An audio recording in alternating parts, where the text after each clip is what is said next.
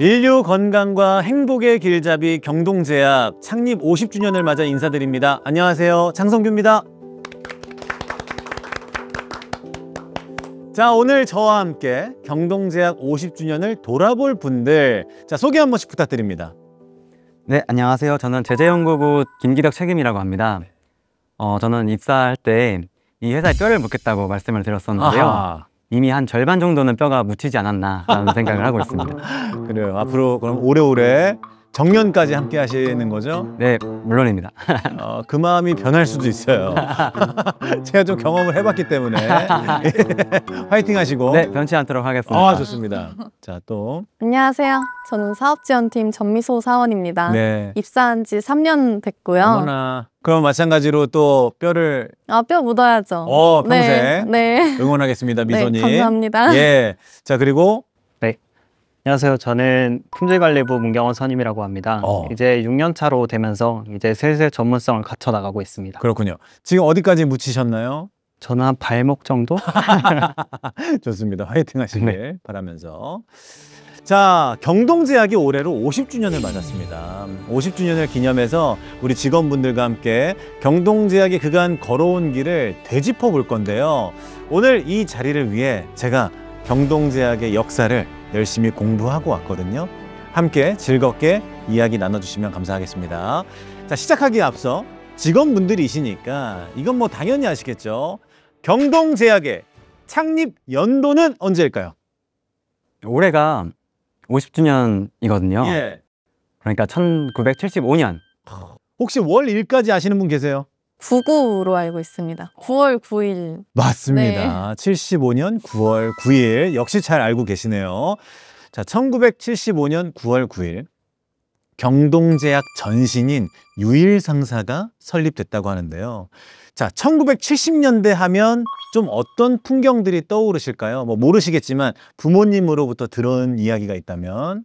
네, 1970년대 하면 새마을운동이 가장 먼저 떠오릅니다. 예, 새마을운동. 그렇죠. 또 네, 저는 그냥 경제가 성장해 나가는 시대라고 알고 있습니다. 맞아요. 급성장했던 시대죠. 대한민국 역사상 가장 성장률이 높았던 시기가 바로 1970년대. 한강의 기적 절정기로 불리던 때라고 해요. 이 경제뿐만 아니라 사회 전반에도 변화의 물결이 들이쳐 격동의 1970년대라고 불리기도 했습니다. 자, 오늘은 이 격동의 시기, 누구보다 치열하게 살았던 한 청년의 일화로 이야기를 시작해 볼까 합니다.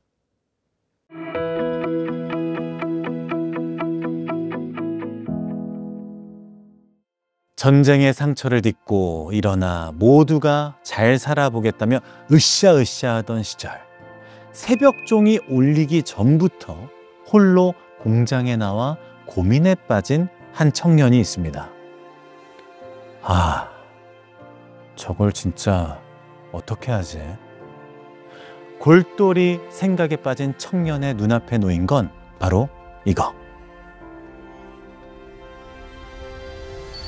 깜빡깜빡, 깜빡거리는 형광등이었는데요. 청년의 이름은 류덕희.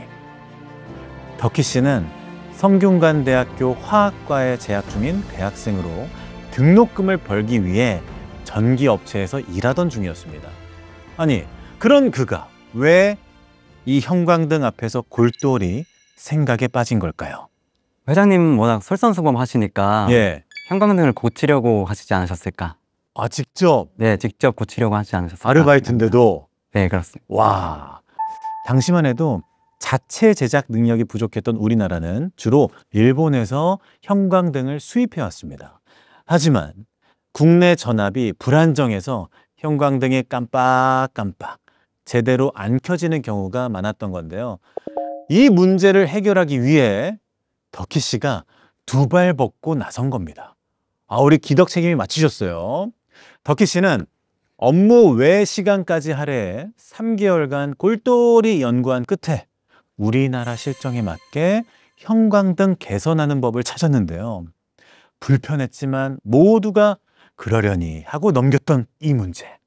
그런 사소하고도 중대한 결함을 전기업체에서 일개 아르바이트생으로 일하던 대학생이 해결한 거죠. 자, 만약에 여러분이 사장님이었다면 어땠을 것 같아요? 이 업체. 바로 옆가게 사장님한테 자랑할 것 같은데요. 자랑스러운 네. 직원이 들어왔다. 네. 자, 경원님은요? 저는 뭐 제 옆에 두고 계속 일시키게 할 것 같습니다. 계속 부려먹을 거다. 네. 맞아요. 그렇게 말씀하십니다. 돈 많이 줄 테니까 우리 회사로 와. 우리가 더 많이 줄게. 이쪽으로 와. 다니던 전기회사뿐만 아니라 주변 업체에서도 스카우트가 물밀듯이 들어왔다고 해요. 하지만 모든 제안을 단칼에 거절한 덕희 씨는 다시 대학으로 돌아가 학업에 매진했습니다. 4.19 혁명이 일어났을 땐 현장에서 학생 시위를 이끌기도 했죠. 이렇게 남들이 가고 싶은 길을 걷기보다 자신이 걷고 싶은 길을 진취적으로 선택한 덕희 씨는 졸업 후에도 남다른 행보를 보입니다. 안정적인 회사가 아닌 사업을 선택한 건데요. 당시엔 낯설었던 플라스틱 사업에 뛰어든 덕희 씨. 그 결과는 어땠을까요? 플라스틱 사업에 조금 성공을 해서 네. 지금 저희 회사 설립하는 데 좀 도움을 주지 않았을까 싶은데요. 그랬을 수 있고 또 저는 오히려 반대인 게 플라스틱 사업이 성공을 해버리면 예. 지금 저희 회사가 없으니까. 그러네. 네. 우리 기덕님은 또 다른 의견 있으세요? 네, 저도 그런 반전을 기대할 수 있지만 네. 화학 전공을 하신 걸로 알고 있거든요. 맞아요. 그래서 플라스틱 사업이 순탄하게 성공하지 않으셨을까라는 생각합니다. 성공을 꿈꾸며 야심차게 사업을 시작했지만 사실 덕희 씨의 회사는 1인 회사에 가까웠습니다. 사업에 대한 이해도나 경험이 적은 상태였기 때문에 발로 뛰는 것밖엔 방법이 없었다고 해요. 잠자는 시간도 아껴가며 무리하게 사업을 추진한 덕희 씨. 결국 위궤양과 뇌출혈까지 겹쳐 건강이 악화됐고 사업은 안타깝게도 실패로 돌아가고 맙니다. 우리 미소님이 맞히셨어요. 자, 사업도 건강도 잃어버린 절망적인 상황. 사업의 쓴맛을 본 덕희 씨도 공직 생활을 시작했습니다. 하지만 얼마 되지 않아 회사를 제 발로 관뒀다고 하는데요. 도전하기보단 안정을 추구했던 공직 생활이 적성에 너무 맞지 않았다고 합니다. 남들은 가고 싶어 안달인 안정적인 회사를 관둔 덕희 씨는 또 새로운 일에 도전합니다. 당시 약학대학 출신의 친구 회사에 들어가 의약품을 약국에 공급하는 총판 업무를 시작한 건데요. 그 당시 덕희 씨 머릿속엔 단 한 가지 문장만이 가득했다고 합니다. 2달 동안 서울의 모든 병원과 약국을 내 발로 밟아보자. 코피가 흐를 정도로 무리한 목표였지만 덕희 씨는 포기하지 않았다고 합니다. 그리고 몇 달 뒤 마침내 손익분기점에 도달했다고 하는데요. 매일 몸이 닳도록 일하면서 얻어낸 값진 성과. 덕희 씨의 기분 어땠을까요? 너무 기분이 좋을 것 같아요. 네. 그래서 너무 신나가지고 더 열심히 일할 것 같습니다. 또 동기부여가 돼서 네, 물 들어올 때도 져야 되니까. 저어야죠. 네. 네. 저도 그랬을 것 같은데 보통 이렇게 성과가 잘 나오면 신나서 더 열심히 하기 마련이잖아요. 근데 덕희 씨는 또다시 의외의 선택을 합니다. 애써 수익을 낸 총판 업무를 관두고 부도 직전 망해가는 제약회사를 인수하여 다시 새로운 사업을 시작한 건데요. 한 차례 실패를 겪고 또다시 사업에 손을 댄 덕희 씨. 한다면 한다 라는 무대뽀 청년 덕희 씨는 주변의 만류에도 불구하고 결국 유일상사를 차리게 됩니다. 제약회사에서 만든 의약품을 떼다 팔던 총판 업무가 아닌 직접 의약품을 제조할 수 있는 제약회사를 차리게 된 건데요. 당시에는 힘들게 영업해서 거래처를 뚫어 놓으면 제약업체가 영업회사를 건너뛰고 일방적으로 거래처와 직접 거래하는 이런 횡포가 만연했다고 해요. 그래서 총판 사업의 한계를 느낀 덕희 씨는 미래 성장 가능성을 보고 영업이 아닌 제약회사에 올인한 거죠. 이때 덕희 씨가 차린 유일상사의 최초 자본금은 500만 원. 사무실 집기로는 전화기 1대와 책상 2대, 응접용 소파 1세트가 전부였다고 합니다. 하지만 50년이 지난 지금도 덕희 씨는 이때의 선택을 후회한 적이 없다고 하는데요. 그때 설립한 유일 상사가 지금의 글로벌 제약기업 경동제약이 됐기 때문입니다. 류덕희 경동제약 명예회장의 이야기를 직접 들어보겠습니다. 저희가 그래도 용감했었어요. 그전에는. 지금은 뭐 그렇지 않지만 그전에 그렇게 용감해가지고 지금 제약회사를 금방 할 수는 없잖아요. 돈이 없으니까 집을 팔아가지고 약을 남의 걸 팔면서 회사를 샀죠. 그 제약회사가 부도가 나서 망한 걸 샀어요. 지지대 고개 밑에 솔밭에 기계가 있는 거예요. 그리고 뭐 회사라는 게 없지. 기계 몇 덩어리 있는 거예요. 유일 상사 창업 5개월 뒤 류덕희 회장은 회사 상호를 바꿔 경동제약 주식회사를 설립하게 됩니다. 당시 부도난 공장을 인수했기 때문에 공장이라고 해봤자 기계 몇 대 덜렁 있는 게 다였지만 의약품을 판매하며 차근차근 벌어들인 회사의 매출을 공장 건축공사에 투자했고 마침내 1976년 4월 7일 부평공장 신관을 완공하게 됩니다. 드디어 고대했던 의약품 생산시설을 갖추게 된 거죠. 그리고 곧바로 연질 캡슐 생산을 시작합니다. 당시 국내에서 연질 캡슐을 제조하는 회사가 소수에 불과하다는 걸 알고 전략적으로 제품을 선택한 건데요. 이 선택이 신의 한 수였습니다. 경동제약은 무리한 경쟁을 하지 않고 안정적으로 시장에 진입하며 사업 초기 성장의 발판을 다질 수 있었는데요. 또한 아무리 돈이 없어도 저품질의 저렴한 약은 제조하지 않는다며 확실한 치료 효과가 있는 약을 만들어야 한다고 강조했던 류덕희 회장. 이런 확신이 있었기에 임상시험이 필요한 경우엔 직접 자신이 주사를 맞아가 제품 품질을 검증하기도 했다는데요. 이 과정에서 혈압 강화제를 맞았다가 급격한 혈압 저하로 심한 두통이 오기도 했지만 그의 이런 열정 덕분에 경동제약은 입소문을 타고 꾸준히 성장하게 됩니다.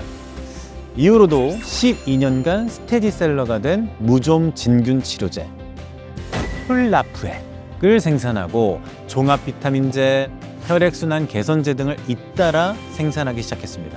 또한 각종 의약품의 제조 허가와 취급 허가를 획득하면서 1977년 최초의 주사제인 알미칸주를 생산하며 본격적인 병원 의약품 생산 시대를 열었는데요. 그 결과 경동제약은 창업 3년 만인 1978년에 매출액이 무려 1억 5천만 원을 달성하며 가파르게 성장하기 시작합니다. 한강의 기적이 청년 덕희 씨에게도 찾아오게 된 거죠.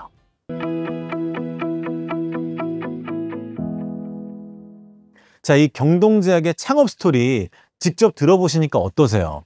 네, 저는 실패해도 계속 도전하는 그 도전 정신이 대단한 것 같습니다. 그렇죠. 미소님은요?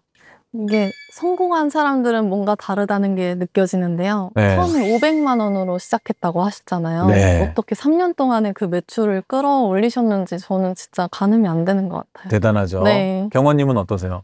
진짜 회장이라는 자리는 쉽게 올라가는 게 아니구나라고 생각했습니다. 그렇죠. 이게 다가 아닙니다. 네. 류덕희 회장의 도전 정신은 여기서 끝이 아니었습니다. 사실 처음 경동제약을 창업했을 때부터 꼭 지키고 싶은 한 가지 목표가 있었다고 하는데요. 인류를 건강하게, 그래서 인류를 더 행복하게 만들 수 있는 약, 그 약을 모두가 저렴하게 살 수 있도록 국산화시키는 것. 류덕희 회장은 수입 의약품의 국산화를 목표로 내세웠습니다.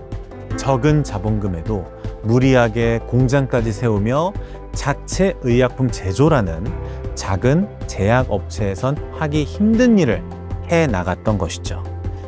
제조시설의 꾸준한 증설과 확충 끝에 1980년대 들어서면서 안정적인 생산 기반을 마련한 경동제약은 약품의 품질과 생산량을 비약적으로 증가시킵니다. 그 결과 1982년도 경동제약은 당시 국내 100대 제약기업 중 92위의 생산 실적을 기록하기도 했습니다.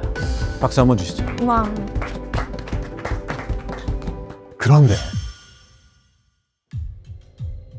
봄날만 펼쳐질 것 같았던 1984년 11월 7일 한밤중 경동제약 부평 공장에서 외마디 비명이 울려 퍼집니다. 불이에요! 여기 불 났어요! 약이 다 타고 있다고요! 전기 누전으로 인한 공장 화재 사고.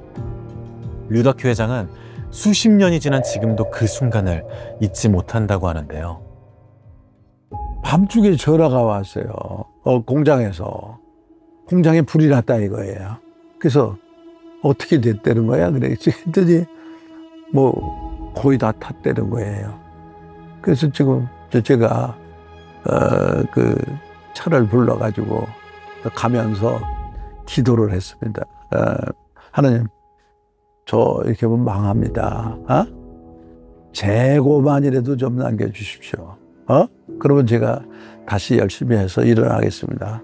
소방차가 와서 뿌려가지고 그게 바닥에 물이 고일 정도예요. 딴 데는 불이 났는데 이 재고는 타질 않고 거슬리기만 했어요.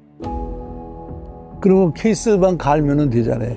다 포장을 해가지고 이제 하면 될 것 같아가지고 이걸 하고선 청소를 해내고 직원들이요 그냥 축 늘어져가지고 뭐 허탈감에 빠져가지고 이제 야, 이 사람들은 옛날에 그런 말이 있어.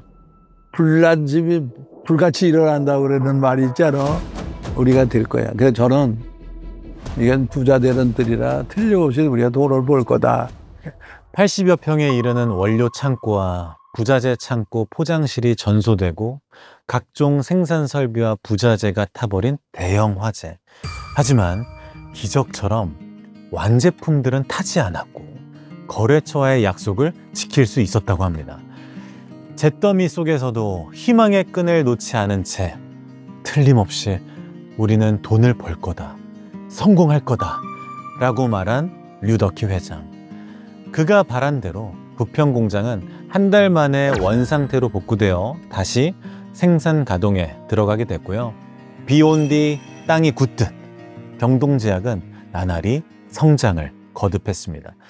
1985년에는 41종의 생산 품목을 보유하면서 생산액 또한 23억 원으로 증가했으며 1986년엔 월 매출 4억 원을 달성하기도 했습니다. 하지만 류덕희 회장은 안정적으로 매출이 증가하는 상황에 안주하지 않고 또 한 번 과감한 도전에 나섭니다. 1987년 의약품 국산화를 위한 시설 확장을 위해 GMP 공장을 설립하게 된 건데요. GMP 공장, 여러분들 뭐 다 아시죠? 어떤 공장이죠? 제가 GMP 공장에서 일하고 있어서 제가 예. 설명드리도록 하겠습니다. Good Manufacturing Practice의 줄임말로 우수의약품 제조 및 품질관리 기준을 뜻하며 GMP 공장은 이러한 높은 품질관리 기준에 충족하는 시설과 설비를 갖춘 곳을 말합니다. 깔끔한 설명 감사드립니다. 예. 제약 산업이 발전하면서 의약품에 대한 높은 퀄리티가 요구되기 시작했습니다. 류덕희 회장은 발빠르게 GMP 공장 설립 계획을 세우기 시작했는데요. 목표는 대지 1,800평 위에 지하 1층, 지상 2층 규모의 최첨단 설비를 갖춘 GMP 공장 준공이었습니다. 그렇게 1987년 10월 12일 경기도 화성에서 경동제약 GMP 공장의 준공식이 열리면서 경동제약은 제2의 도약기를 맞게 됩니다.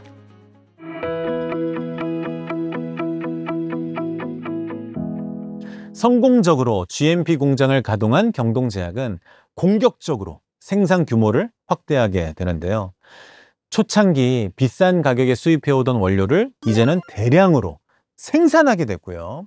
의약품의 양뿐만 아니라 질적인 수준도 높여 자동 세척 멸균기와 분말 충전기를 도입함으로써 당시에는 생소했던 무균 생산 설비를 구축하고 1차 자동화 시스템을 완비했습니다. 그리고 1988년 4월 화성 GMP 공장이 가동된 지 1년도 채 되지 않아 경동제약은 기업 부설 중앙연구소를 설립하면서 또 한 번 제약업계를 뒤흔드는 파격적인 행보를 선보입니다. 자, 연구소 설립이 왜 파격적인 행보였을까요? 아시는 분? 아무래도 당시에는 예. 그 R&D 역량이 부족하기 때문에 연구소 설립 자체가 예. 파격적인 행보가 아니었을까 생각합니다. 자, 이유는 바로 이것이었습니다. 생산이 대부분이었던 제약업계에 연구라는 새로운 키워드를 가지고 왔기 때문인데요. 독창적인 자체 기술력 배양을 위해 경동제약이 과감한 결단을 내린 겁니다. 당시 중소제약회사가 자체 연구소를 갖는 경우는 굉장히 드물었기 때문에 연구소를 설립한 것만으로도 일대 화제였다고 해요. 이번에도 우리 책임님이 맞추셨네요? 네. 어떻게 이렇게 다 맞추시는 거예요? 제가 연구소 직원이니까. 아무래도. 네. 역시. 우리 막내 입장에선 부러우시겠어요. 아, 네. 저도 뼈를 반 정도 묻으면 이 정도 되지 않을까요? 그래요. 네. 5년만 있으면 네, 또. 네. 더 열심히 파야 될 것 같습니다. 자, 근데 이제 주변에서 이런 반응이었던 거죠. 생산에 전념해도 모자랄 판에 연구를 한다고? 아니, 대학교도 아니고 제약회사에서 연구소를 차리는 게 말이 돼? 이런 걱정과 우려의 목소리가 컸지만 이내 모든 염려를 불식하며 보란듯이 주목할 만한 연구 결과를 내놓으면서 경동제약은 제약업계에서 독보적인 위치를 차지하게 됩니다. 경동제약이 보여준 놀라운 결과가 과연 무엇일지 우리 김기덕 책임님, 그죠? 듣기로는 이 분야의 또 전문가라고 하시니까 좀 말씀해 주시죠. 네, 경동제약은 1990년대 초 차별화된 제품을 잇따라 개발하면서 국내 전문의약품 시장의 선도주자로 자리 잡았습니다. 경동제약은 당시 국내에서 거의 최초로 생물학적 동등성 시험, 즉 생동성 시험을 거친 신제품을 개발하고 출시했는데요. 1990년대 당시만 해도 대다수 제약회사는 1년 이상 소요되고 수천만 원이 들어가는 생동성 시험을 할 엄두를 못 냈습니다. 그러나 경동제약은 안전을 위해서라도 생동성 시험을 반드시 거쳐야 하는 과정으로 판단해서 투자했고요. 과감하게 퍼스트 제네릭 의약품 개발을 시도하면서 1994년 최초의 퍼스트 제네릭 제품을 출시하게 됩니다. 자, 그럼 당시 다른 제약회사에 비해 경동제약의 퍼스트 제네릭 제품이 훨씬 많았던 겁니까? 네, 의약 분업이 전면 출시되기 전에 대기업에서는 한 2-3개 정도의 생동성 품목을 가진 데 비해 경동제약은 22개의 퍼스트 제네릭을 확보했습니다. 당장의 지출 비용이 많아도 미래를 보고 실험이나 연구 분야에 과감하게 투자한 것이 신의 한 수였던 것 같습니다. 자, 그리고 아까 책임님께서 의약품 제조를 담당하신다고 했잖아요. 경동제약의 우수한 약들이 어떤 과정을 통해 제조되는지 궁금하거든요. 안 그래도 오늘 함께 의약품을 만들어 보려고 하는데요. 일단 세팅부터 하고 보여드리겠습니다. 책임님, 보니까 비교적 간단한 준비물만으로도 제조가 가능한 것 같거든요. 어떤 것들이 필요한 겁니까? 네, 원래 의약품은 대형 첨단 장비를 사용해서 만들어지지만 오늘은 약이 만들어지는 원리를 보여드리기 위해서 간단하게 준비했습니다. 네. 준비물 먼저 말씀드릴게요. 먼저 첫째로는 약효를 나타내는 활성 성분이 있고요. 활성 성분, 네. 활성 성분. 네. 두 번째로는 이제 결합제나 붕해제 등 알약을 만드는 데 필요한 첨가제들이 있습니다. 첨가제. 네. 다음으로 이제 사용할 비커들이 있고요. 예. 그 다음에 물이 있고, 그 다음에 약의 모양을 잡아주는 그런 틀이 있고요. 틀이구나. 다이라고 하거든요. 다이요? 네. 다이가 있고요. 다이. 네. 그리고 이제 약을 만들 때 실제 이제 펀치를 사용해서 이 다이 안에 펀치를 넣어서 이제 눌러주면은 그 모양이 나오는구나. 네, 약의 모양을 만들어주는 근데 거고요. 이거는 좀 무서운데요? 망치까지 필요해요? 네, 손으로 하기에는 네. 좀 힘이 덜 들어갈 수가 있어서 망치도 같이 준비를 했습니다. 예. 그리고 이제 숟가락이 필요하고요. 이거 밥 먹을 때 쓰는 숟가락이네요, 이거? 예, 맞습니다. 네. 숟가락이 필요하고, 그리고 오븐을 준비했습니다. 약이 뜨거워야 되는구나. 네, 약을 건조시키는데 필요한 거거든요. 야, 근데 약을 오븐에 굽는 거면은 그건 베이킹이랑 비슷하다고 봐도 됩니까? 네, 실제로 해보시면 네. 베이킹과 더 유사하다고 느끼실 수 있을 것 같아요. 진짜. 제가 직접 한번 보여드리겠습니다. 예. 먼저 비커에 약효를 나타내는 활성 성분과 예. 아, 이게 양이 다 다르구나. 그리고 약을 만드는 데 필요한 첨가제들을 비커에 색깔 예쁘다. 네, 넣어주고요. 예. 그리고 이제 균일하게 혼합될 수 있도록 숟가락으로 잘 혼합을 해주시고요. 한번 혼합을 해보시겠어요? 좋습니다. 그냥 섞어도 되나요? 네, 그 느낌을 한번 느껴보세요. 오, 그냥 가루들 같다. 뭐 모래놀이 하는 느낌이다. 네, 아, 그 다음에 이렇게 잘 섞어주신 다음에요. 네네. 잘 섞어주신 다음에 물을 넣어주시고요. 이거 아이들이 좋아하겠다. 약간 과학 실험 시간 같아요, 그죠? 네, 맞습니다. 네. 이렇게 물 넣어주시고 네네. 잘 혼합을 해주신 다음에요. 네. 근데 이게 저는 아까 숟가락 보고도 약간 생각한 게 무슨 특별히 제조용 숟가락이 있는 게 아니라 그냥 일상생활에서 가정에서 쓰는 숟가락으로 하는 거네요. 네, 맞습니다. 실제로 실험을 할 때는 네. 요 숟가락을 사용하기도 하거든요. 그렇구나. 대량 생산을 할 때는 네. 이제 대형 장비를 사용을 해서 실제 이제 약이 이제 제조되는 과정입니다. 아, 대량으로 할 때는 이렇게 수작업으로 하는 게 아니고 네, 다 기계로 돌리는 거죠? 네, 그렇습니다. 네, 그 다음에 요거를 건조용 플레이트에 넓게 펴 담아주시면 됩니다. 오. 그 다음에 오븐에 넣어서 한 30분 정도 돌리면 되는데요. 네. 시간 관계상 제가 미리 오븐에 돌려왔거든요. 아유, 미리 해놓은 거구나, 이게. 네, 한번 만져봐 보시겠어요? 그렇죠. 네. 뭔가 이렇게 바스라지는 느낌인데요? 가루처럼 이렇게 막 부스러지네. 네, 맞습니다. 네. 이렇게 이제 가루하고 덩어리들이 섞여 있는 이 건조물을 네. 채 위에 이제 올려주시면 됩니다. 그리고